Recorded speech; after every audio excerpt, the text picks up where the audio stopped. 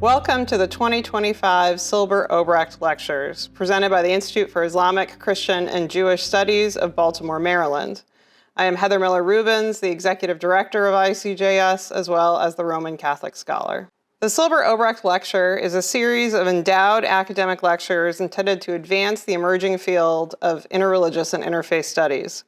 The development of this field is an indication of the growing understanding in societies, as well as among scholars, that there are many possible responses to the realities of religious pluralism: theological, philosophical, historical, scriptural, ethical, legal, praxeological, and institutional. And these responses to religious pluralism need thoughtful and reasoned inquiry. The lecture series is named in honor of Sidney and Jean Silber and Charlie and Peggy Obrecht, in recognition of their longtime commitment to improving interreligious understanding and friendships. Our 2025 Silber-Obrecht lecturer is Rabbi Dr. Rachel Mikva, the Herman E. Schallman Professor of Jewish Studies and Senior Faculty Fellow for the Interreligious Institute at the Chicago Theological Seminary. Rabbi Dr. Mikva is offering a lecture entitled, "What Does It Mean to Be Human? Islamic, Christian, and Jewish Perspectives." Her lecture is divided into two parts, and this video covers part 2. A response offered by Dr. Yunus Mirza, the founding director of the Barzinji Institute for Global Virtual Learning at Shenandoah University, can be found on a third video. All 3 videos are available at the ICJS website. A volume based on these lectures will be published by Georgetown University Press as part of the Silber-Obrecht Lecture Series. And now it is my great pleasure to welcome back Rabbi Dr. Rachel Mikva. Thanks for hanging in there with us, tuning in for part 2 of What Does It Mean to Be Human? Islamic, Christian, and Jewish Perspectives. In part 1, I presented my thesis. When we are pressed by technology, science, philosophy, politics, or the simple fact of difference to think about what it means to be human, religious notions that are embedded in our cultural imaginations will surface, and they shape our common life. Given our context in North America, Christian teachings are overly determinative in ways that are unexamined. A commitment to pluralism requires that we recognize a broader diversity of convictions about what and who we are. So to examine this thesis, we're focusing on 3 questions. Are we good? Are we free? And are we more than dust, more than the flesh and blood that decompose in the earth? Part 1 laid the foundation with interpretations of our creation stories in Bible and Qur'an, and then we explored the first question. We unpacked ideas of Yetzer Hara and Yetzer Tov, original sin, and fitra. And then we looked at the potential impact of these ideas about human nature on our criminal justice system. So let's take up the third question next, because here I think we have the best evidence of religious conceptions shaping our common life. We'll see the ways that ideas about body and soul impact public policy regarding abortion and public attitudes regarding embodiment, particularly sexuality. And we'll save free will for last.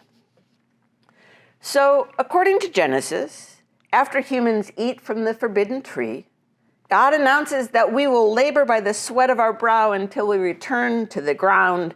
For dust we are, and to dust we will return. But is that all we are? In striving for lives of meaning, humans have long wrestled with our finitude. The author of Ecclesiastes articulates our deepest fears. It's all hevel, it's utter futility. One generation goes, another comes. The eye never has its fill of seeing. The wise person dies just like the fool, and neither is remembered forever. Hevel, futility. Now we could reason that on the contrary, leading finite lives in vulnerable bodies, in fact, facilitates lives of meaning. It creates a sense of urgency that fosters our need for relationships, our appreciation of beauty, our drive to create, our quest for purpose. Yeah, but even if you find yourself nodding at this insight, it doesn't resolve most people's existential anxiety. So the traditions of Judaism, Christianity, and Islam address our conundrum by teaching that, yes, we're mortal, but we're more than that. We have teleological significance, playing a key role in God's plan for history. We transcend our finitude in our relationship with the divine, and here's the concept we'll discuss, we are finite bodies with immortal souls. All three traditions talk about life beyond death. Judaism speaks of Olam Haba, the next world. Christianity talks of heaven. Islam teaches about Jannat al-Adn, the everlasting garden. And there's a lot of interreligious debate about who gets into these places, but that's not our concern. While a conception of the soul is integral to these religions' teachings about the afterlife, we're going to focus on the relationship of the soul to the body in this life. We live in a society that frequently treats the body and its desires as morally suspect, leading to feelings of guilt associated with sex and bodily pleasure, sex shaming, fat shaming. Normal bodily functions are embarrassing. Impressed by contemporary efforts to teach body positivity, religious ideas linger. It's easier to change the law than it is to change the culture. So how did we get here? And again, I apologize that we must simplify complex subjects and ignore the dynamic multiplicity within each tradition, but we can present a basic framework for study. So let's start again with biblical exegesis. There are fundamental differences between Jewish and Christian interpretations, differences that get accentuated by historical polemic. So Genesis 2 states, God formed the human from the dust of the earth and blew into its nostrils the breath of life, nishmat chayim. And the human became a living being, a nefesh chaya. According to the biblical scholar John Levinson, in this understanding, the human being is not an amalgam of a perishable body and an immortal soul, but a psychophysical unity who depends on God for life itself. Now, rabbinic literature talks a great deal about the soul, sometimes as nefesh, sometimes as neshama, but this psychophysical unity remains central. So there's a 4th to 5th century midrash that is illustrative. I hope you'll forgive the ableist language. Rabbi Ishmael offered the parable of a king with an orchard. He placed 2 watchmen to guard it, one lame and the other blind. And at some point, the lame guard said to the blind one, "Ooh, those figs look really good." And so the other fellow said, "Let's go eat them." But of course, the one who could see the figs couldn't walk, and the one who could walk couldn't see them. So how do you get them? The lame guard hopped on the back of the blind one, guiding him where to go, and together they raided the garden. When the king accused them of stealing, they each tried to claim they couldn't have done it. But the king knew better. Similarly, Rabbi Ishmael taught, when God calls the soul to account, it cannot claim to be innocent, nor can the body claim to have been impotent. They did it all together, and God judges them together. Now, the church fathers understood the Genesis passage as the creation of separate substances in hierarchical relation with the soul on top. For example, the 4th century Archbishop of Constantinople, Gregory Nazianzus, he wrote, "The soul is the breath of God, a substance of heaven mixed with the lowest earth, a light entombed in a cave, yet wholly divine and unquenchable." So diminishment of the body was more than metaphorical in the formation of Christianity, and sexual desire was identified as the body's most problematic characteristic. While marital sex wasn't considered sinful as long as it was potentially procreative, celibacy was deemed superior. So 4th century church father Jerome, for example, identified getting married as not doing something wrong, while celibacy demonstrated active pursuit of the good. The vast majority of patristic writings about marriage were intended to discourage it. Even Augustine, who acknowledged the blessings within marriage, identified sexual desire as a problem. He recognized that God instructed the humans in Genesis 1 to procreate before the fruit incident of Genesis 2, but he believed that there would have been sex without lust, coupling without shame or desire. Rabbinic Judaism, on the other hand, saw sexual desire as a natural part of the created world, a world that God declared good. They taught that everyone was expected to marry, have sex, raise children. It's a mitzvah, a commandment. Be fruitful and multiply. And while halakha limits sex to sanctified relationships, it's not only for the sake of procreation. Now, the idea of body and soul as separate substances, substance dualism, was largely influenced by Hellenist philosophy. It could be found among Greek-speaking Jews, too, before the emergence of Christianity, and within medieval Jewish philosophy. But the nature of the body was understood differently, and the gap expanded as negative Christian attitudes became entangled with two strategies for superstition. Strategies that identified Judaism as the body and Christianity as the superior soul or spirit. So first, New Testament identified the law, which is an inadequate rendering of Torah, which means instruction, but it was identified as a fleshly burden. In Romans, Paul states, "While we were living in the flesh, our sinful passions, aroused by the law, were at work in the members to bear fruit for death. But now we're freed from the law, dead to that which held us captive, so we're not slaves under the old written code, but in the new life of the Spirit." Now, even Jews who read allegorically, like Philo, rejected the idea that letter and spirit were dichotomous. They insisted that the physical performance of the commandments was an essential part of understanding and fulfilling the spirit of the covenant. A second supersessionary strategy involved the church's claim to be the new Israel, a spiritual community that replaced the body, the historical people of Israel. The corporeal is again diminished and dispensable. Now, since the Reformation, a number of Christian theologians have questioned substance dualism, seeing it as counter to biblical testimony or inconsistent with the doctrine of resurrection. But folk theology holds on tightly to this notion of the immortal soul. So, how do these differing ideas of body and soul compare with Islamic interpretation? While the creation of humanity in Qur'an mentions both a bodily form and the Spirit of God, early texts tend to treat them as an integral whole. Nafs, the Arabic cognate of the Hebrew nephesh, is just a person or a self, as we find in the Bible. Later, as Islamic scholars dug into the Hellenistic philosophical heritage, nafs also came to be equated with the soul.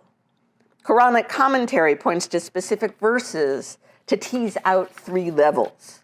The first describes being driven by desires that can lead toward evil. The second are learning to be self-critical and hold ourselves morally accountable. And the third is aligned with divine instruction. Now, we try to cultivate the elevation of the soul, but note that it is not itself elevated above the body.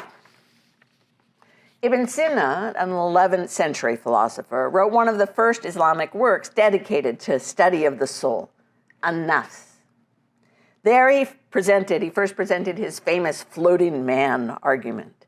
Imagine yourself suspended in air. No sensation, including any sense of your own body. The sense of self that remains, that's our soul, a distinct consciousness that is part of our substance. Yet body and soul are still profoundly linked. Ibn Sina talked about the body as an instrument of the soul, or the soul as captain of the ship. And this kind of soft dualism of body and soul was adopted by the dominant Ash'ari school of medieval Sunni theology. There's also a Shiite hadith that distinguishes the different capacities of body, soul, and spirit. God created his flesh and blood, it says, his bones, hair, and his body from soil and water. This is the beginning of the creation of Adam. Then he put the soul, the nafs, into his body, and by the soul, man can sit and stand, listen and see, learn and know what animals can know. Then God put the ruh, the spirit, into the body, and by the spirit, Adam knows right from wrong, guidance from error, and he learns and manages all of his affairs. Now, we occasionally find privileging the soul in some fashion. Al-Ghazali, for example, says that this subtle, tenuous substance, that's the real essence of the human. And 20th century political theorist Sayyid Qutb identified the physical part of our nature as that which tends toward nizam jahili, an ignorant social order, while the part infused with the Spirit of God tends toward nizam istalmi, a peaceful, wholesome social order. Yet Islamic attitudes toward the body tend to be positive, including being sex positive within marriage. Ingrid Mattson notes, it is first and foremost through embodied worship that the heart is purified and elevated. The body is not an enemy to the soul, but an ally in the struggle to become an elevated and enlightened person. By performing purification rituals and embodied worship, the Muslim imbues his or her embodied existence with meaning, purpose, and dignity. That's a reflection that could easily be applied to Jewish praxis as well. However, Islam shares with Christianity a deep interest in questions of ensoulment.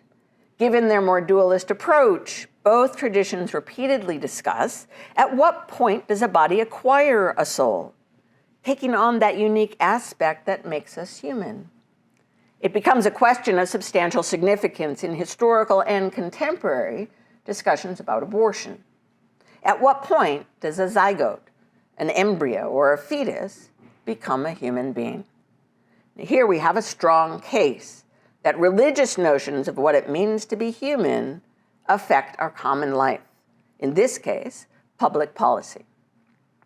In 1973, drafting the 7-2 majority opinion in Roe v. Wade, Justice Blackmun acknowledged the broad range of religious perspectives. Rejecting Texas's claim that an embryo has human rights from the moment of conception and requires protection by the state, the court declined to speculate on the question of when life begins, since, quote, those trained in the respective disciplines of medicine, philosophy, and theology are unable to arrive at any consensus, end quote. He noted predominant Stoic and Jewish opinions that life begins at birth, and Protestants who organized to advocate that abortion is a matter of conscience for the individual and her family. He reviewed common law limits at quickening, when women can feel the movement in the womb. Medical considerations of viability, Aristotelian theories of mediate animation, and varying notions of ensoulment within the Catholic Church. In the 2024 Alabama Supreme Court decision that determined frozen embryos are unborn children, on the other hand, Justice Mitchell wrote for the majority that all participants in the case, quote, agree that an unborn child is a genetically unique human being whose life begins at fertilization and ends at death, end quote.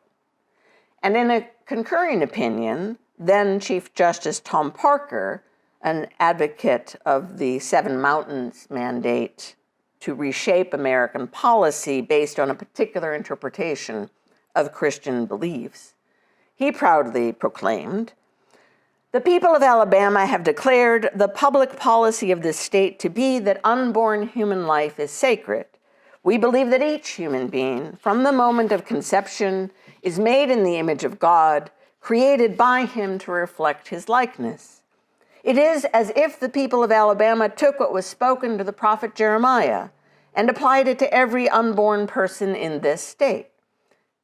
Before I formed you in the womb, I knew you. Before you were born, I sanctified you. Now, the biblical language, citing both Jeremiah and the image of God, makes the religious influence explicit, abandoning the federal standard of viability in the wake of Dobbs v. Jackson Women's Health Organization. The decision embeds religious ideas about the state of the zygote. Even though it doesn't use the language of ensoulment, the idea that a single cell at conception, that's a human being, that's obviously not about a body. U.S. abortion policy has varied more than people know. Before the Civil War, abortion was legal any time before quickening. Pressure to change the law came largely from the American Medical Association as they wrested control of birth from women and midwives. It took until 1900 for national policy to rule abortion illegal. And then, amidst a broad campaign to expand women's and civil rights in the 1960s and 70s, it became legal again, with bipartisan, albeit not universal, support. Although 72% of white evangelical Protestants today think it should be illegal in most or all cases, evangelicals were largely supportive of legalizing abortion when Roe v. Wade was first decided. Some argued it would better support family values. The Republican Party's growing hostility, which since 1984 has had a plank in the party platform insisting that human life begins at conception, was instigated by political strategists who wanted to woo Christians by making abortion and segregation partisan issues. Some Catholics who believe in the protection of life as a seamless garment struggled to find a political home, aligning with conservative voices on abortion and liberal ones on anti-poverty programs, death penalty, and immigrant rights. But according to PRRI's 2023 study, 81% of American Jews support legal access to abortion in most or all cases.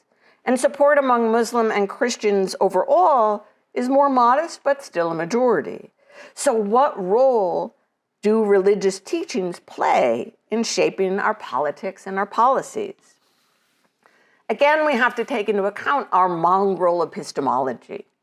Unable to prove that religion is the fundament of our convictions about the human, to ask whether it's politics in the service of religious values or religion in the service of political ones, however, sets up a false dichotomy.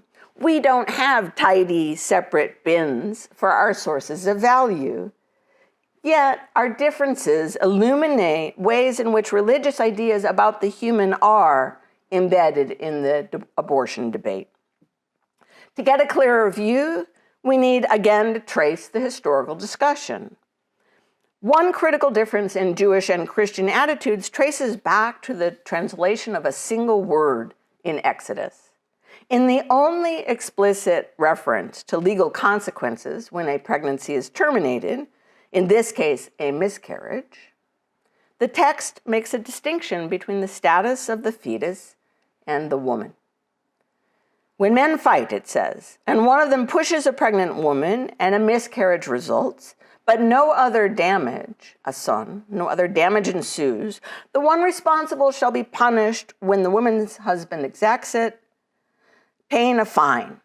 But if other damage ensues, the penalty shall be life for life, eye for eye, tooth for tooth.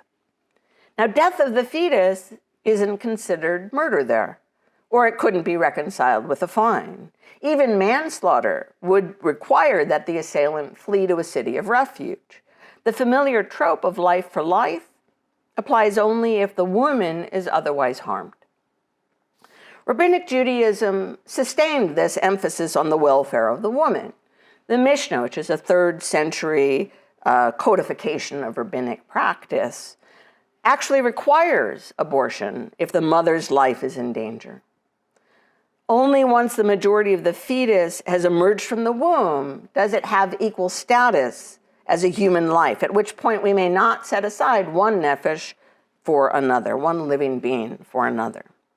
Some modern Jewish authorities argue from this text that saving the mother's life is the only acceptable justification for abortion. Others maintain it's the only time abortion is required, but it's permissible in other circumstances as well for the welfare of the mother, of the woman.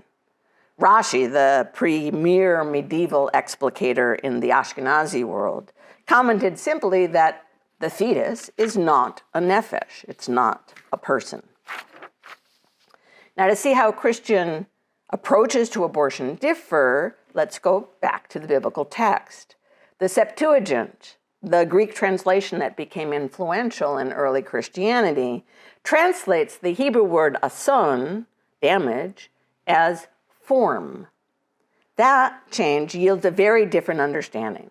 If the fetus is unformed when the woman miscarries, the penalty is only a fine. If it is formed, the law of talion applies. The central question becomes the nature of the fetus, not the welfare of the woman.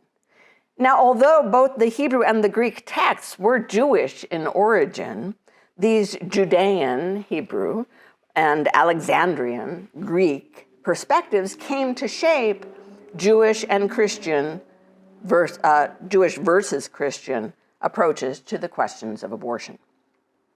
Christian commentary focused on questions of fetal development and ensoulment. Jewish commentary didn't. Even among Christian perspectives, there wasn't consensus, but the 6th century Justinian Code, which shaped most of Europe's laws until the 12th century, ruled that a fetus didn't have a soul until after 40 days of gestation.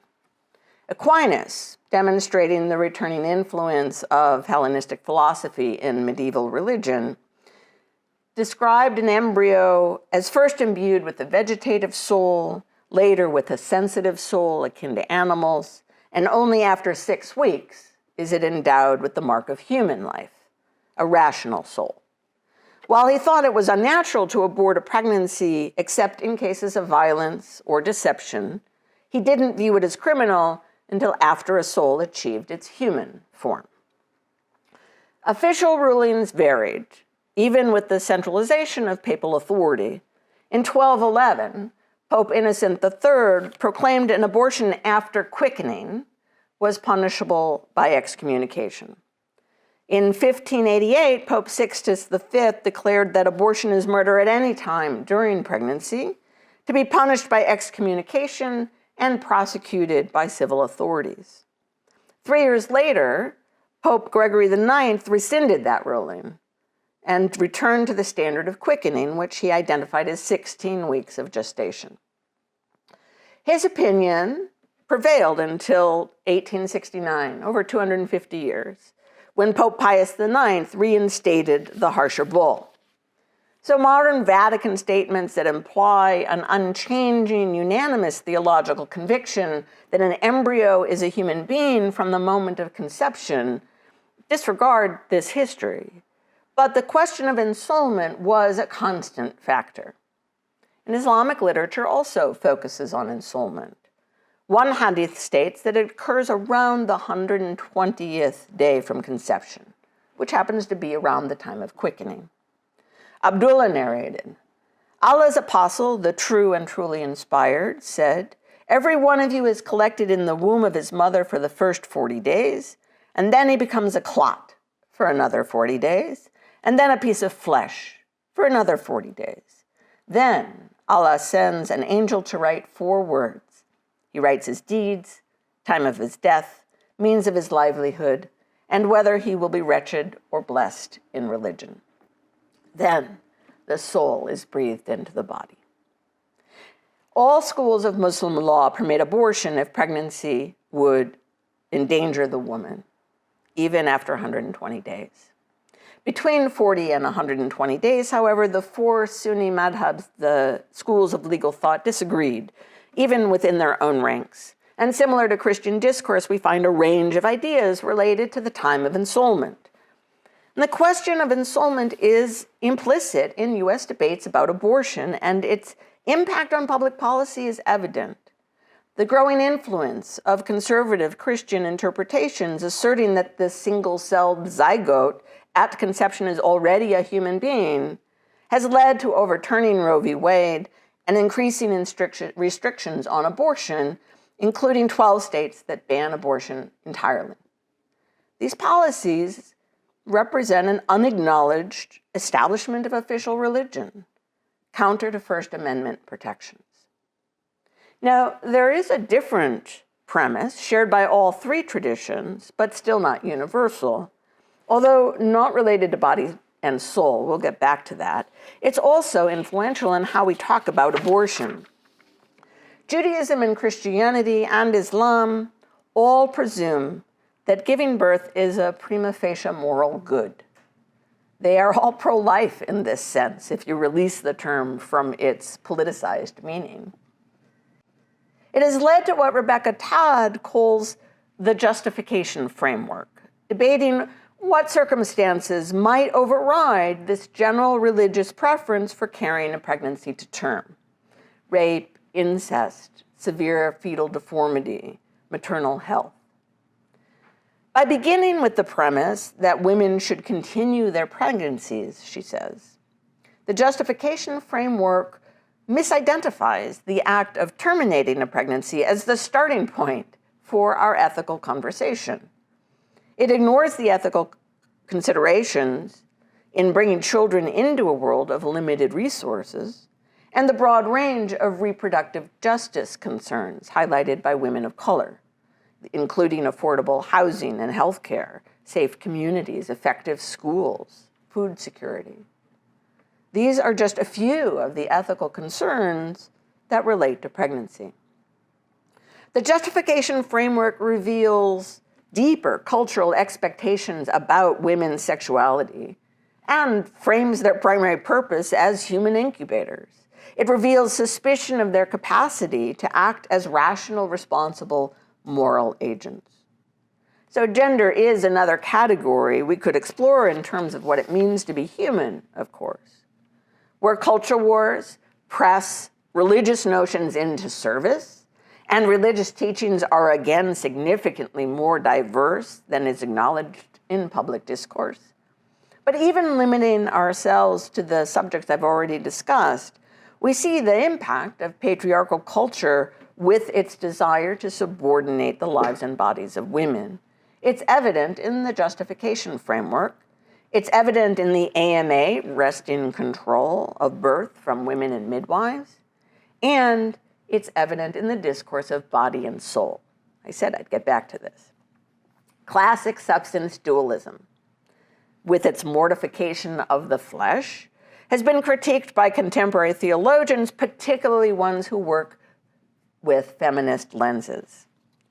Women, as well as racially and religiously marginalized groups, have historically been portrayed as overly physical, emotional, hypersexual.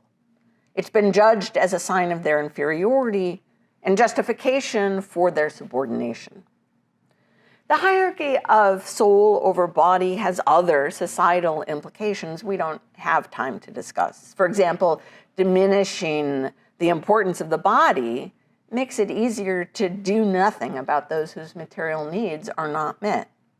It devalues our creaturehood, our interdependence with the natural world. And it ignores the fact that our intellectual and spiritual capacities are rooted in our living, breathing, sensing bodies.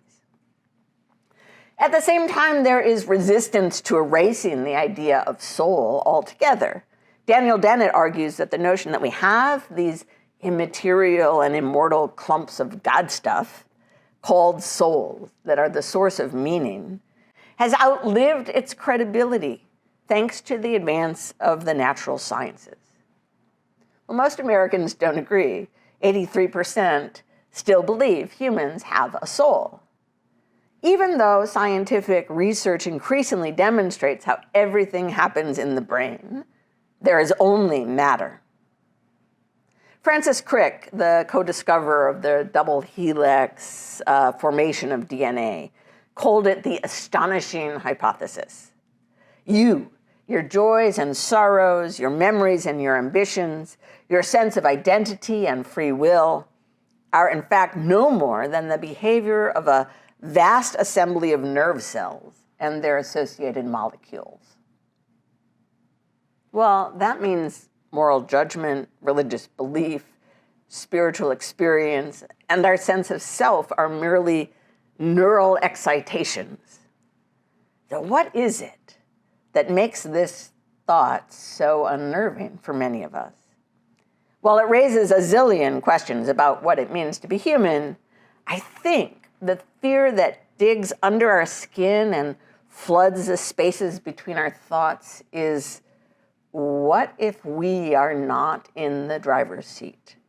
What if we are just biological machines? So we arrive at our third question: do we have free will? This one will be short because I'm not going to talk about societal impact. Here I want to investigate the first part of the thesis. When pressed by technical and scientific advances to question what it means to be human, as they are right now, religious ideas resurface as part of our individual and collective grappling. Now, modern scholarship's been chipping away at the idea of free will for some time, with environmental, psychological, biological, sociological constraints. Previous forays into scientific determinism, however, have been deeply problematic. As Michael Kazin notes, the belief in an unalterable human nature legitimized a host of discriminatory and sometimes genocidal measures based on ethnicity, gender, national origin, physical disability. Both the Nazis and the architects of Jim Crow swore they were only replacing an artificial egalitarianism with a natural hierarchy of races.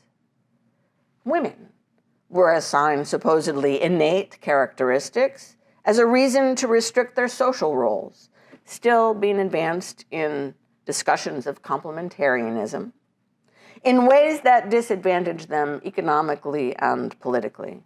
Social sciences have just as prone to bias: European colonialism, First Nations peoples forced into residential schools, discriminatory immigration policies.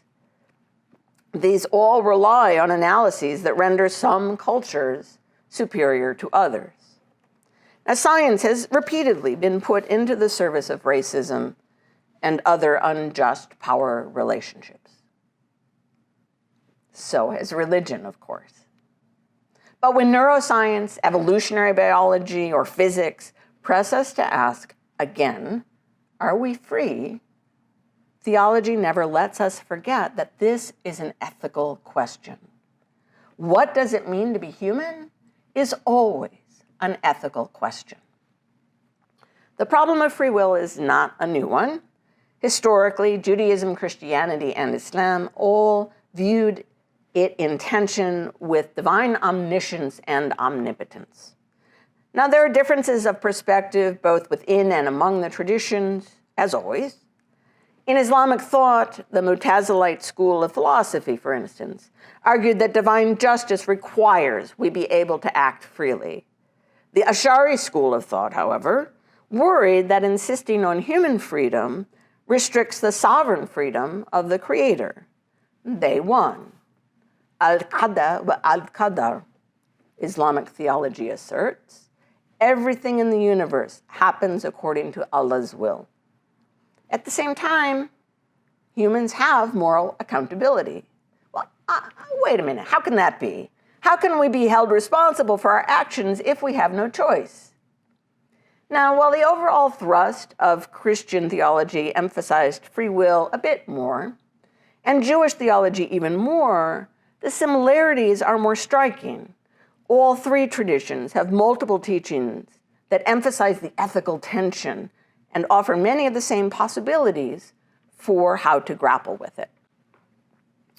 For example, God determines what will happen, but then we exercise our will as we acquire the action. Or everything is in the hands of heaven except the fear of heaven. We choose whether or not to align our will with God's, but God's will prevail. Or we can act as we want, but we're not free in what we want. We don't control our desires and our thoughts. Or God leads us in the path that is the one we choose, like hardening Pharaoh's heart after he did it himself multiple times. Or God makes it easy for us to elect the path that is ordained for us. And still, over the centuries, Jewish, Christian, and Islamic texts kept asking the questions because the answers were insufficient. Contemporary Muslim thinker Fazlur Rahman shared an insight that really could be drawn from all three traditions. The paradox of divine providence and free will is not a problem to be resolved theologically, but rather a problem to be lived with in faithfulness. We strive to exercise what we experience as our freedom, to accept moral accountability, and we strive to live in accordance with divine teaching. Live as if we're free. Now, even though questions of free will aren't new, today's paradigm-busting scientific discoveries revive them with a new sense of urgency. So there's fresh wisdom in the religious paradox for us. Live as if. While the reality of whether or not we have free will may be uncertain, the impact of belief in free will can be measured. Multiple studies demonstrate that persons who believe they have free will are more psychologically and physically healthy. It enhances academic performance, inspires creativity, increases gratitude, elevates job performance. Gerald Winslow argues that our experience of free will undergirds our capacity to love. The idea that people are agents, that they're responsible for their actions, is at the heart of our legal system and religious notions of reward and punishment. It's central to our self-understanding. Now, there are times that humans like to imagine we don't have free will, so we can engage in bad behavior and not feel responsible. You know, the devil made me do it. I've spoken with folks who believe we don't need to do anything about the climate crisis or poverty, because that's up to God. Other folks like to blame their genes for what they do. Ann Forrest tells a story about voles. They have a genetic code that makes some monogamous and others polygamous. And in the room where she first heard a lecture on this fact, the first question was from a man in the audience who wanted to know if his own sexual behavior was genetically determined. And the answer, sure, if you're a vole. The as-if equation doesn't let us forfeit moral responsibility. Another religious idea, resurfacing, is a distinction between free action and free will. Long before neuroscience, genetics, particle physics, or cultural anthropology raised the question, religious traditions intuited that our experience of free will isn't a straightforward matter. Over 80% of Americans say they believe they have free will, but we just assume it because we know we make decisions all the time. We make choices. We don't stop to ask ourselves whether the choice itself is free or not. Teachings within Judaism, Christianity, and Islam convey that we can direct our lives in meaningful ways, but we don't necessarily control them. Acknowledging this limitation can be healthy. For many theists, of course, yielding control of our lives to God may feel different than acknowledging the impersonal hand of physics, sociology, biology. We worry about dehumanization in a mechanistic, materialist world. Many scientists and philosophers propose a less absolute equation than Crick's astonishing hypothesis. They highlight gaps or counterfacts in the scientific evidence and talk about non-reductive materialism or compatibilism. In some ways, these concepts, they echo the direction but not control dialectic of religious thought. They guard against the corrosiveness of a purely material conception of the human. And they embrace scientific learning without scientism, the thesis that science is the only path to truth. As I asserted in the first lecture, what am I and who am I are not abstract queries. They inevitably lead us to ask, how ought I behave in the world? And how ought I treat other human beings? And who is human? Beyond that, what about non-human animals?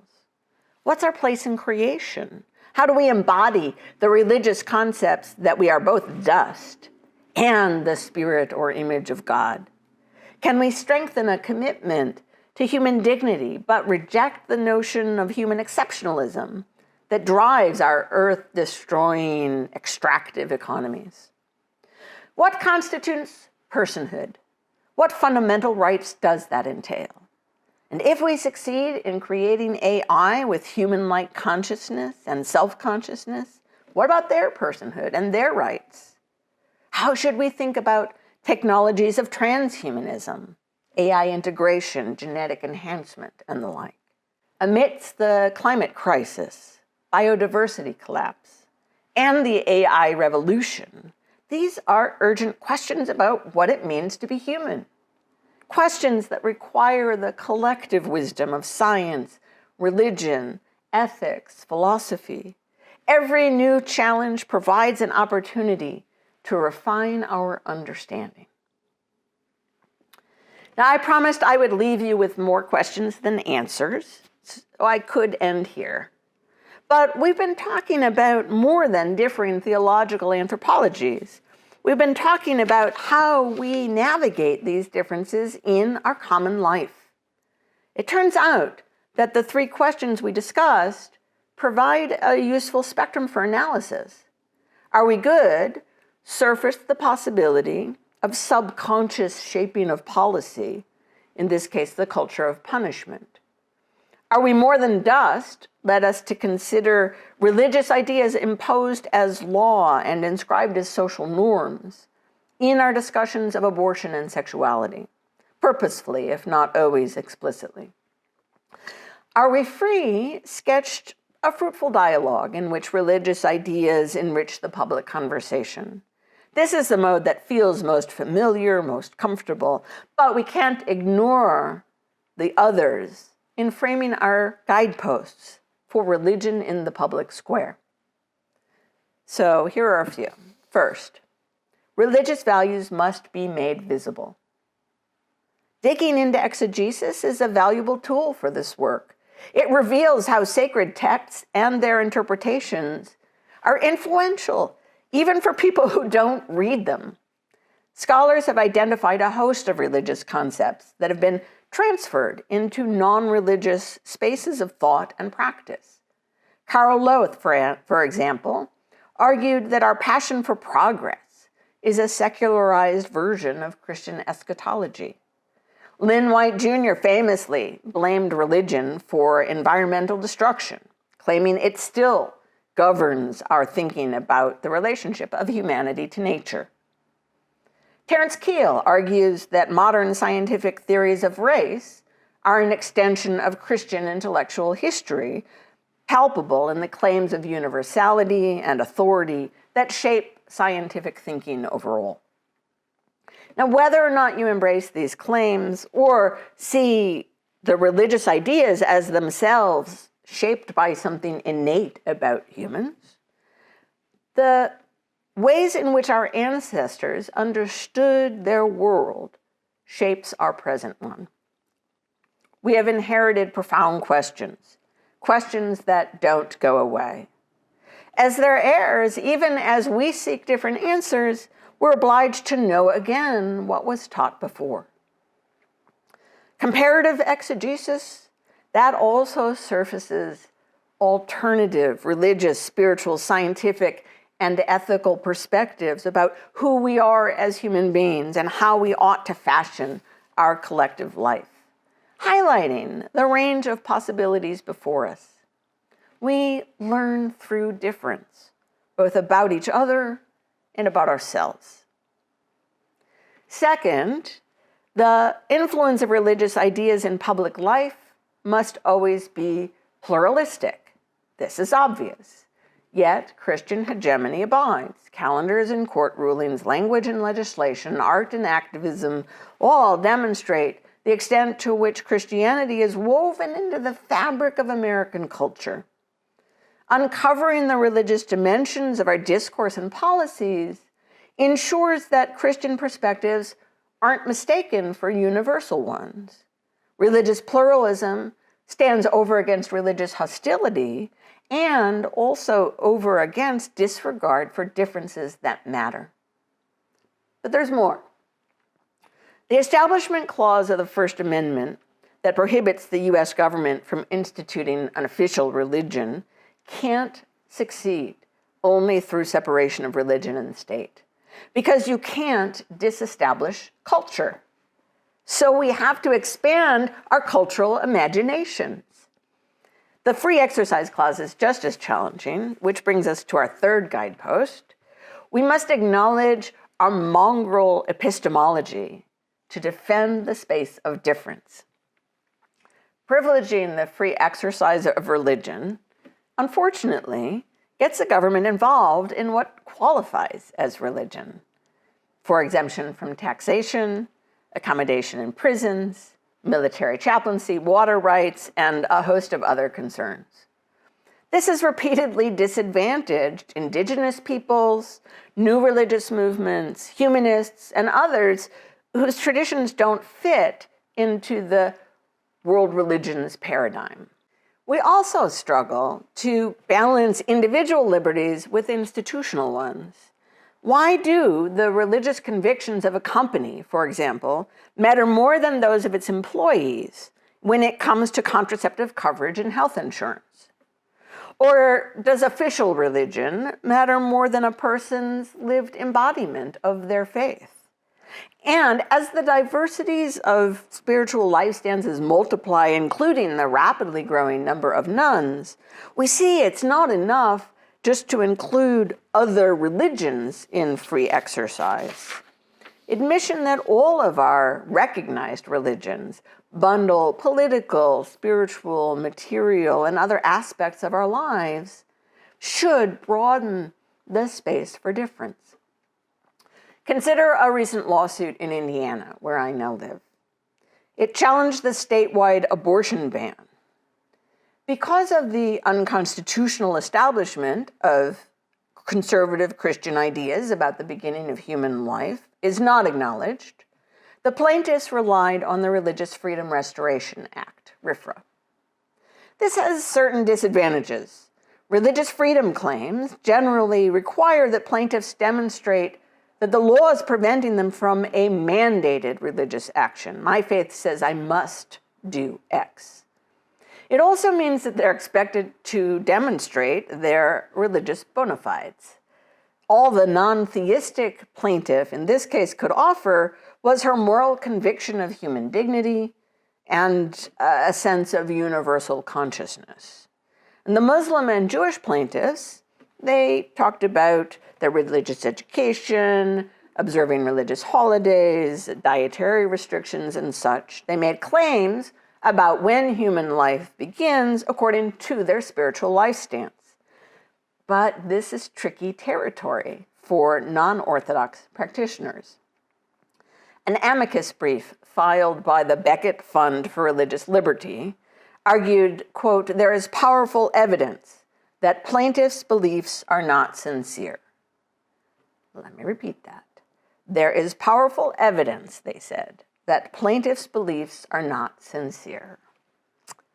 Now, while acknowledging that sincerity doesn't necessarily require strict doctrinal adherence to standards created by an organized religious hierarchy, the Becket Fund claimed that plaintiffs were using religious freedom as a, quote, cloak for their non-religious objections, end quote, to the abortion ban. David Schraub warns that the assumed merger of conservatism and religiosity makes liberal religious liberty claims inherently suspect. Yet conservative religious claims are no more purified of political or secular influences. Here we see that recognition of our mongrel epistemology is not a limitation, but a safeguard. It provides a strategy to protect religious liberty for all. The way we all understand and embody our spiritual life stance is shaped by the totality of who we are. There is a place for religious ideas in the public square. Some people believe that the Establishment Clause has made the public arena an anti-religious space, compromising their free exercise. They argue that religious expression has been pushed to the margins as a sort of cultural red light district, along with other unfortunate frailties and vices to which we are liable.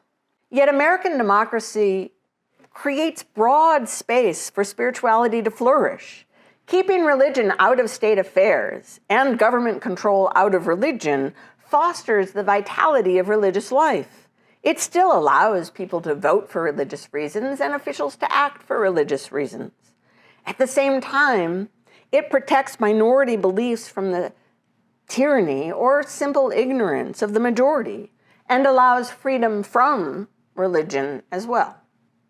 I deeply appreciate Daniel Heuver-Léger's definition of secularism.